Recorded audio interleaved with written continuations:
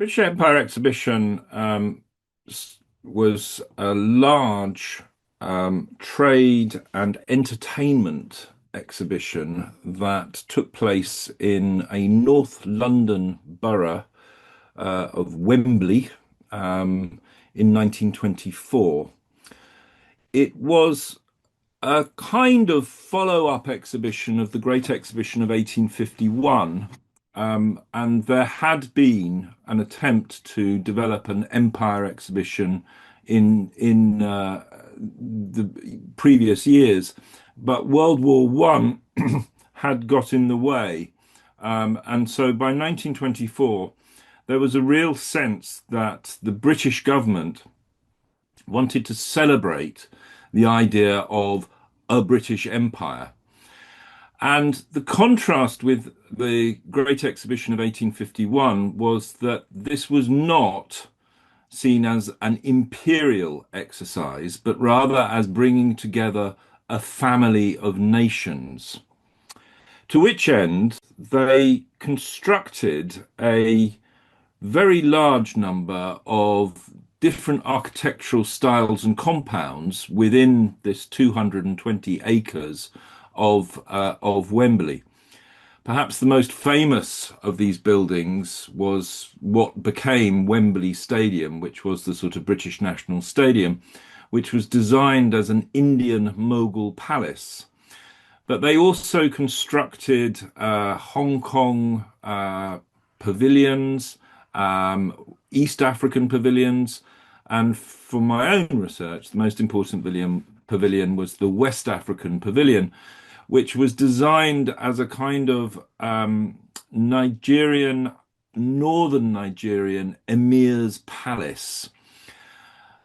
The British public could come to these exhibition pavilions and see the idea of the empire that the British were at the heart of. And of course, the idea of the exhibition was actually underpinned by a notion of British trade. So the two large central exhibitions were trade and industry, and the British Empire pavilions were placed all around trade and industry. And there was undoubtedly a hierarchy between those pavilions that were dominion status, i.e., Canada, New Zealand, Australia, and those pavilions that belonged to the British colonial empire. And in many ways, the exhibition was disguising the fact that the British were involved in a very protected trade that was extracting resources from many of these countries and then bringing them back into the centre of the British Empire. Nevertheless, it was a very popular exhibition. A train ran from central London to Wembley, specially built, and over 25 million people actually visited the Empire exhibition. It wasn't entirely associated with the Empire. There was also elements where they would put in representations of a British coal mine, and they actually sunk a shaft in the middle of London that went down 200 feet, and people could go and visit a so-called working coal mine with coal miners imported from Barnsley, which again is in Yorkshire in northern England. But one of the key factors of the Empire part of the exhibition was that they had what can only really be described as a kind of living zoo, wherein people were brought in from Hong Kong and from West Africa in order to demonstrate crafts and craft abilities, which the British felt were preferential to the idea of a developing industry within the colonial regime. So it has a very strange sort of position.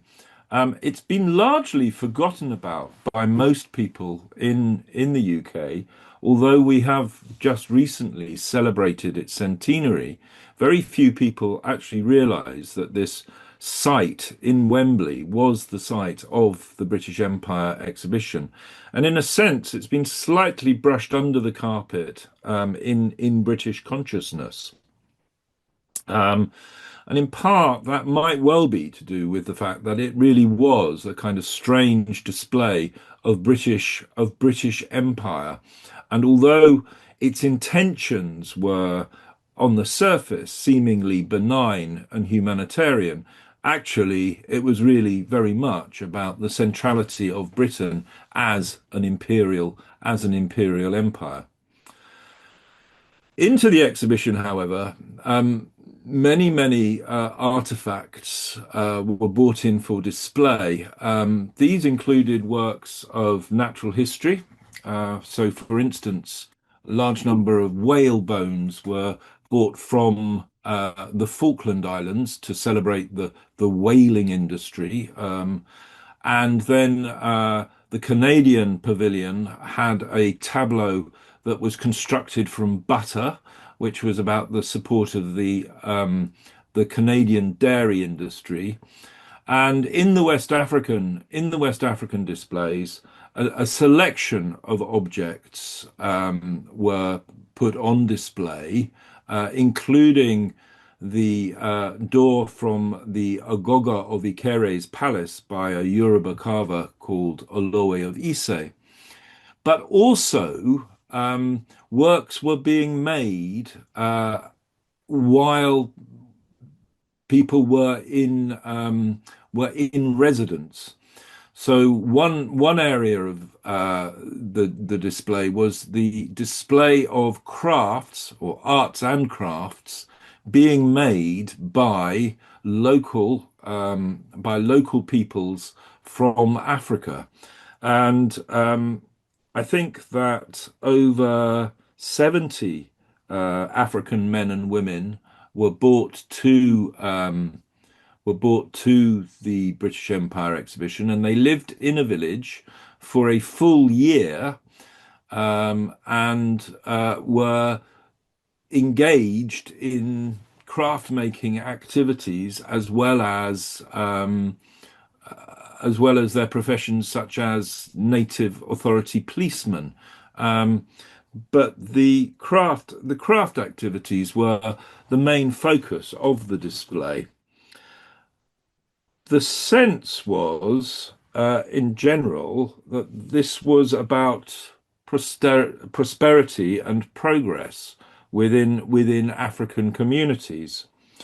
However, this feeling was very quickly dispelled when the British popular press started to publish some very derogatory articles and about the residents of the African village, and there was a general reaction amongst Londoners, which could only be described as hostile, if not openly racist, against this group of people who were living on the Wembley site.